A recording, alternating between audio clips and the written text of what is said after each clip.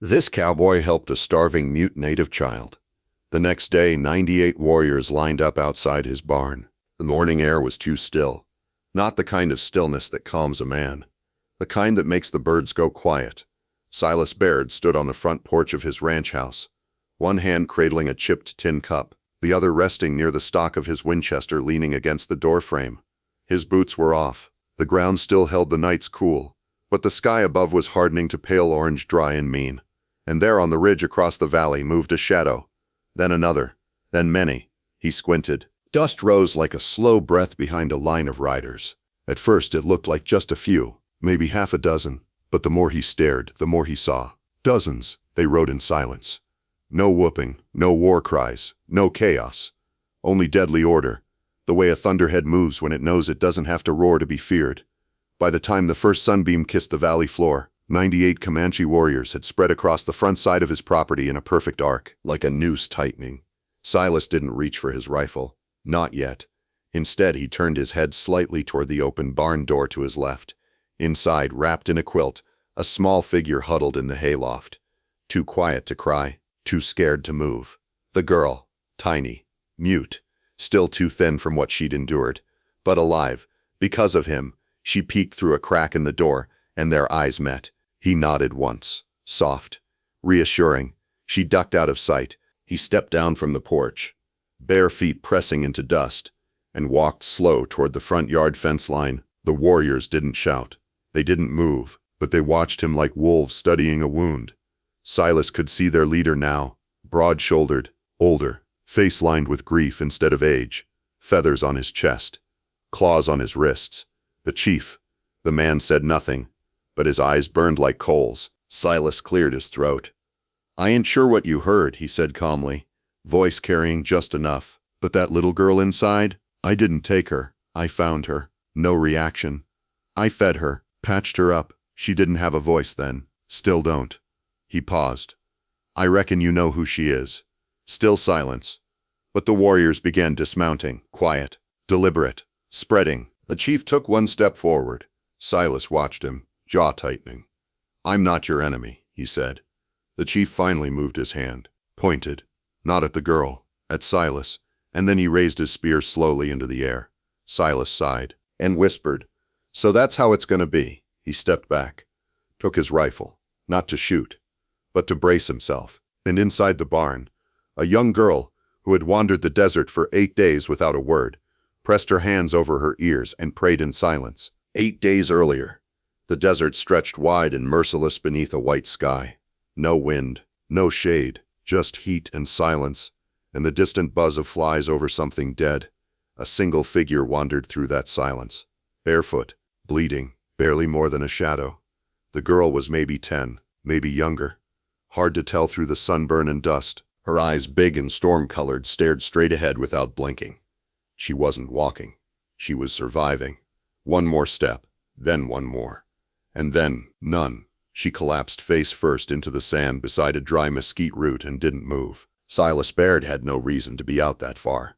He'd gone chasing a stray goat. Stupid thing slipped past the fence line and wandered out near Dry Coyote Bluff. That kind of detour could take half a day or take a man to his grave. But Silas found the goat, and then he found something else. At first he thought it was a rag doll someone lost in the scrub. Then the rag moved. His horse snorted, uneasy. Silas slid down from the saddle fast. The girl's skin was cracked, lips split, fingers blistered. A torn scrap of cloth was the only thing between her and the sun. He touched her neck, faint pulse. "No," he muttered. "No, no, no, come on, not out here." He pulled his canteen, wet her lips, waited. Nothing. Then her eyes opened, not all the way, but enough. She didn't scream, didn't flinch, just stared at him. He'd seen a lot of faces in his life. That look wasn't fear, it was surrender. He wrapped her in his coat, laid her across the saddle, and rode double time back to his ranch, heart pounding the whole way. She vomited once, tried to drink, then blacked out again. By the time they reached the barn, her skin was cold despite the heat. He didn't know her name, didn't ask. He just worked. The next 2 days were quiet. Silas bathed her, bandaged her feet, sliced potatoes and made broth, held the spoon to her lips while she blinked at him like some animal caught in a snare. She didn't speak, didn't nod, But she drank, she ate, she lived. That was enough. By the fourth day, she was strong enough to sit up in the hayloft and watch him work. She followed his movements carefully, eyes always alert. He caught her staring once while he changed the mule's shoes. "You ever seen a man curse at a mule before?" he joked. No response, just that same steady gaze. On the fifth day, she touched his arm. Not to ask for something, not to stop him, just to make sure he was real. He was. He gave her a small comb, let her clean up. She braided her own hair slowly, arms shaking. He brought her a chalkboard from the house, tried drawing pictures. She watched him, then took the chalk and drew a small sun, then a tiny stick figure with a big hat. He pointed at it. "Me?" She nodded just once, then drew another, smaller, with long hair. He pointed again. "You?" She didn't nod this time, but she looked at him, and that was enough. On the seventh night, a cold wind moved through the ranch. He gave her an old blanket stitched by his mother. She curled under it without a word. In the morning she was sitting by the fire, feeding kindling to the coals before he even got out of bed. No noise, no trouble, just there. By the eighth day, she was different. Not healed, but standing, eating on her own. And when he brought out the saddle to oil it, she sat beside him and mimicked every movement. Her little hands steady and sharp. Silas didn't ask questions, didn't press her, just said, "You're one tough little shadow, ain't ya?" And for the first time, she smiled. That was the day the scout saw her. Silas didn't know it yet. But from the ridgeline above the canyon, a painted figure on horseback watched the ranch in silence. The girl, alive, safe, with a white man. The scout narrowed his eyes, turned, and vanished into the dust. Silas wasn't the type to talk much. But somehow, around the girl, he talked more than he had in years. Not about deep things, just noise, fillers, fence post repairs, feed prices, the mule's bad attitude. She never answered, just followed him around the yard like a stray cat that hadn't decided if it could trust him yet. He liked her quiet, though. He liked the way she watched everything, like the world still owed her an explanation. He gave her space to work, but she never took advantage of it. When he chopped wood, she carried the smaller pieces to the stack. When he gathered eggs, she held the basket steady. When he brought her stew, she always waited until he ate first. The silence wasn't uncomfortable. It was respectful, like something ancient. One afternoon, she took his chalkboard and drew a horse. It was crude, but unmistakable. He raised an eyebrow. "You ride?" She pointed at herself, then shook her head, then drew a second figure, a man with a rope, then a fence, then a broken heart. Silas sat down beside her in the dirt. He stared at the symbols a while. "You lost someone," he said. She didn't nod, didn't cry, just drew an arrow pointing off the page. "Gone." That night, he gave her his mother's old locket. He didn't say why, just handed it to her while she sat by the fire. She opened it, saw the faded picture of a stern woman with long braids and a stare like granite, then closed it carefully, and wore it around her neck. The next morning, Silas caught her brushing the mule's mane. The mule, normally impossible with strangers, stood perfectly still. The girl whispered something. He couldn't hear it, but the mule flicked its ears and didn't flinch. He walked away before she saw him smiling. Later, he carved her a tiny wooden horse. Not perfect, not even close. But when he handed it to her, she looked at it like he'd just given her the stars. She took a leather string, looped it through the carving, and tied it around her wrist. Didn't take it off after that. That evening, she tried something new. She took the chalkboard, and instead of drawing, she wrote just 2 letters, wobbly, scratched, barely legible. "SB." Silas blinked. "That my name?" She nodded. He swallowed, then pointed at her. She hesitated, then drew a sun, underlined it, then put her hand on her chest. He said it aloud, "Sayin." She blinked, slowly, then smiled. He said it again, "Sayin." She pointed at him. "S. Baird," he said. "Silas." She mouthed it. Didn't say it, but the effort was there. He felt something move in his chest he hadn't felt in years. Not pain, not fear, just warmth. That night he couldn't sleep. He sat on the porch, whittling a second little horse from scrap wood. She came out barefoot, holding a blanket, and curled up beside him. Didn't speak, didn't need to. Stars blinked overhead. Crickets chirped. The world finally felt like it was turning the right direction again. But in the hills beyond the ranch, the scout had already returned. He'd reported everything he saw. The chief had listened without interruption, and now plans were forming. Not out of hate, out of grief. Sayan wasn't just another child. She was the chief's daughter, and her brother, the chief's son, had been killed by a white man not 2 seasons ago. Justice wasn't just a word, it was a wound. One that hadn't closed, and now that wound was coming for Silas Baird. The fire crackled low beneath the grand cedar. Chief Tehama sat with his eyes closed, legs folded beneath him, hands resting on his knees. He wore no paint, no feathered mantle, only silence. The kind that wasn't empty, but heavy. The kind that meant something sacred was being remembered. When Chevio the scout approached, he did not speak. He waited. Toma opened his eyes slowly. "Tell me," he said. Chevio knelt. His voice was soft, but it carried. "She is alive." The chief did not flinch. "She walks," Chevio continued, "feeds herself, braids her own hair." A pause. "She smiles." Now the chief turned. "Where?" "North Ridge, beyond the split canyon, with a white man." Silence again. "He keeps her clothed, fed. She is not tied, not beaten." The chief's brow tightened. "She does not try to run." Another pause. "She seems safe." Toma's voice was flat. "You believe he stole her?" Gently. Chevio did not answer right away. "I believe he does not know who she is. He took what is not his," the chief said. "That is enough." Chevio lowered his gaze. "But he is kind." "Many murderers smile at their dogs," the chief replied. "That does not make them holy." A wind stirred the cedar's needles. "She is blood," Tehama said. "My last, my only. And she is kept by the same breed of man who took my son from me." His voice did not rise, but the air thickened all the same. "Then we ride?" Chevio asked. "We ride," the chief said. At dawn, word spread like lightning across dry grass. The warriors gathered in silence. No drumbeat, no chant. They painted their faces not for death but for truth. Each line meant something: loss, rage, judgment. And every man in that circle remembered the chief's son, shot by a cowboy, left in the dust. No apology, no trial. Just a white lie and a white gun. The girl's return wasn't just a miracle. It was a test. Would justice ride, or would the past be buried again? As the sky turned silver before sunrise, the horses were saddled. 98 warriors, spears, bows, tomahawks, silence, no war cry, only the sound of hooves moving in perfect rhythm. And somewhere back at the ranch, Silas Baird poured coffee into a tin mug and wondered why the air smelled like metal. Sayan stood barefoot on the porch beside him. She looked out over the valley, then pointed to the ridge. One shadow, then another. They were coming. The dust reached him before the riders did. Silas stood motionless by the corral fence, one hand gripping the post, the other near his hip. Not on his rifle, not yet, but close. Just close enough to send a message.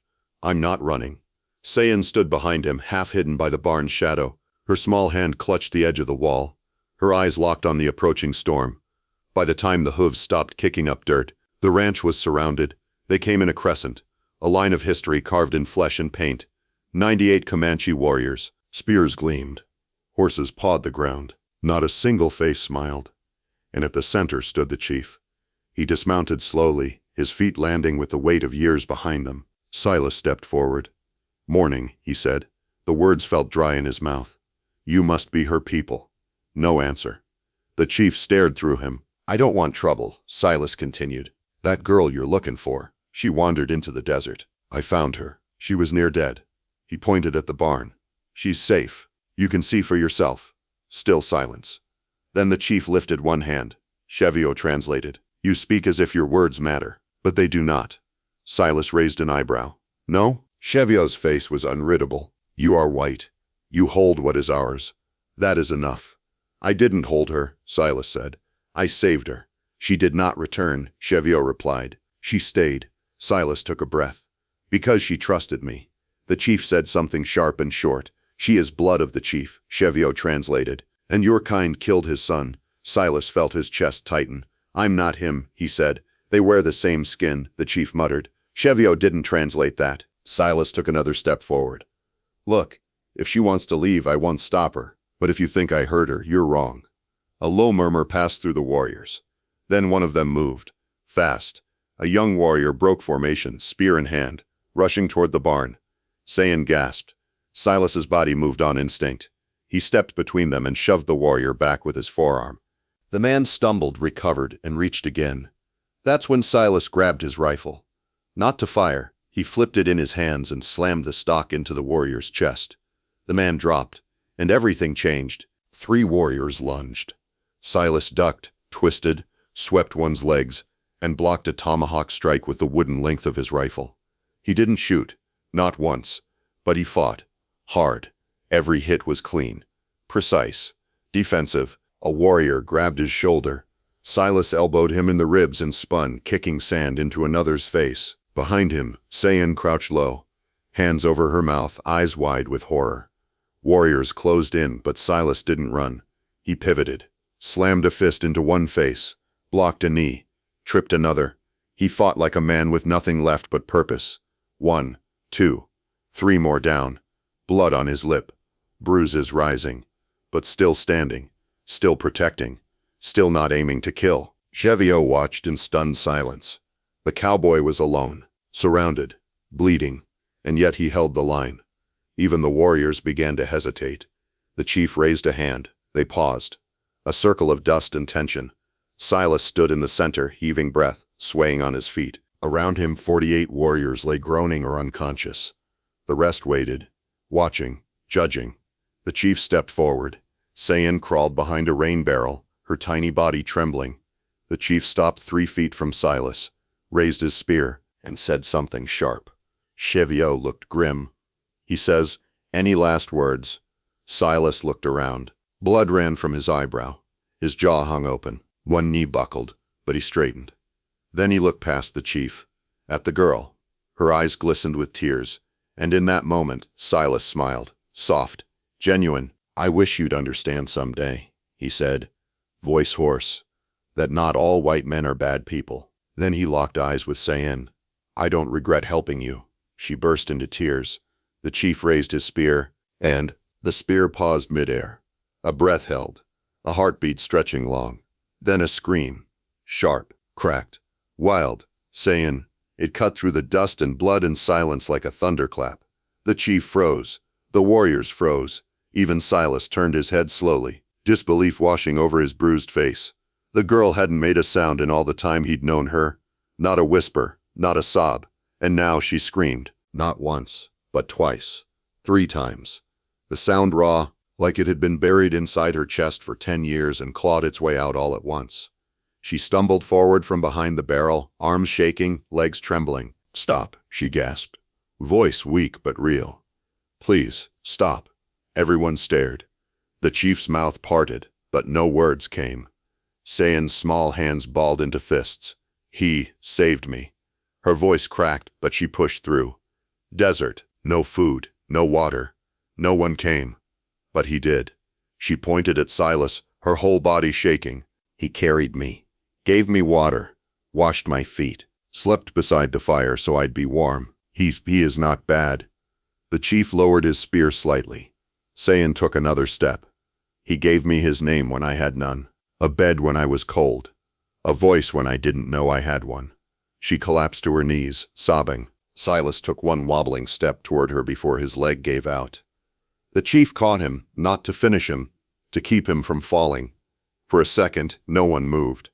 Then the chief knelt. Sayan reached out, and he pulled her into his arms. Tears ran freely down his cheeks as he held his daughter for the first time in a year.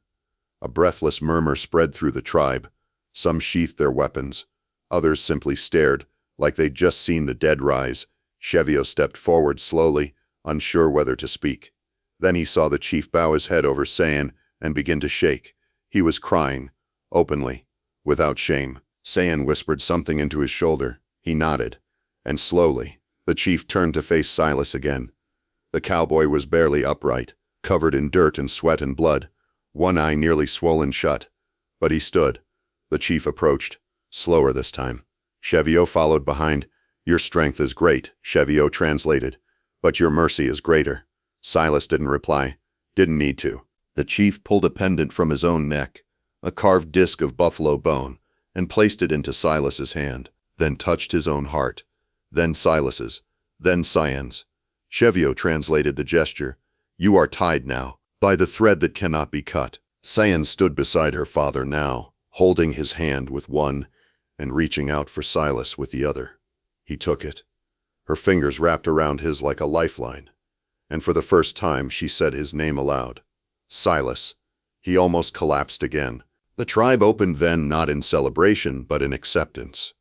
Warriors who moments ago had swung tomahawks stepped aside to let Silas through. Chevio took the reins of Silas's horse and led it gently as they walked back toward the center of the circle. Sayan refused to leave his side. She helped him climb into the saddle, and when he slumped forward, she climbed up behind him and held him upright. The chief raised a hand. The warriors parted, and the line that had once looked like a noose became an escort. As they rode from the ranch, dust kicked behind them again. But it no longer felt like a storm. It felt like something sacred, like the land itself had changed. They set up camp just past the old dry creek bed. A ring of canvas tents, horses tied in a loose arc, firelight dancing across the grass as dusk bled into night. Silas lay on a padded mat, stripped to the waist, his chest wrapped in medicinal leaves and cloth soaked with bitter-smelling salve. His ribs throbbed with every breath. His right arm wouldn't lift. His lip was split clean through. But he was alive. And Sayan sat beside him, her hand wrapped around his wrist. She hadn't let go since they left the ranch. The chief sat across the fire. He watched them both with tired eyes, not suspicious anymore, just hollow. A man emptied out and trying to remember how to fill himself again. Sayan finally looked up at her father. Why did you think he was bad? Her voice was hoarse, still weak, but steady now. The chief answered slowly. Because a man who looked like him killed your brother, told us it was self-defense, but never faced us, never showed us your brother's body, just left. Sayan looked at Silas, then back at her father. But this one stayed. The chief nodded. He did. Sayan said, not everyone who looks like your enemy is your enemy. The chief's brow furrowed. He turned to Silas. Did you know who she was? Silas winced as he spoke. Didn't know anything about her except that she was lost and dying. Why help her? The chief asked. She could not repay you. Could not speak for you. Silas gave a weak grin. Didn't help her to get something. Helped her 'cause someone needed to. The chief stared a moment longer, then nodded once, and turned back to the fire. Later, Chevio approached and sat beside Sayan while Silas dozed. You spoke today, he said. She didn't reply. You changed more than one man's heart. Still, she said nothing. You were always meant to speak. You just needed the right reason. She looked at him now. I didn't do it for them. I know, he said, but they heard you anyway. That night, Sayan tucked the blanket tighter around Silas's shoulders and whispered, I was scared when I couldn't speak. Scared no one would know what I felt. Scared I'd be forgotten, but you saw me. You made me real. Silas didn't answer, but his fingers closed weakly around hers, and in the flickering firelight her eyes glistened. Not from pain, but from peace. By sunrise, the tribe was breaking camp. Tents came down. Horses were watered. Smoke drifted from the last cook fires as children fetched kindling and elders hummed softly under their breath. Silas sat upright now, leaning against a stump, his side tightly bound. Sayan helped him sip warm broth from a carved gourd. She said nothing, but her every motion was gentle, practiced. The chief approached. Sayan rose and stood beside Silas. The chief held something wrapped in hide. He set it gently on Silas's lap. Silas raised an eyebrow. That for me? Chevio nodded beside him. From the chief, from all of us. Silas unwrapped it carefully. Inside, a necklace of green river beads worn smooth with age, a small wood carving of a sleeping coyote, and a folded piece of soft leather, etched with 3 lines. Some truths are felt, not said. Silas swallowed. I don't know what to say. You already said it, Chevio replied. When you didn't run. The chief placed his hand on Sayan's shoulder, then extended it to Silas. This time, Silas shook it. No tension, no fear, just understanding. Sayan reached into her small satchel and pulled out the little wooden horse Silas had carved for her back at the ranch. She pressed it into his hand. You gave me this when I had nothing, she said. He looked down at it. One of the ears had broken off. He chuckled. Guess it's seen some trouble. She nodded. Like us. Then added softly, You saved me, when no one else was looking. Silas blinked fast, looked away, then looked back. I'd do it again, she hugged him. No hesitation this time. Just warmth, and trust, and family. Chevio handed Silas the reins of his horse. He's been fed. Walk him slow. Ride when you're strong. Silas nodded. As he climbed into the saddle, Sayan placed the necklace over his head. You'll always be part of my voice, she whispered. And then she stepped back. The chief raised his hand to the tribe. No speech, no chant, just a nod. And the line of warriors parted. Silas tipped his hat, touched the necklace, and rode out with the morning sun at his back. No parade, no celebration, just the sound of hooves over soft earth, and the wind carrying something quiet and sacred between them all.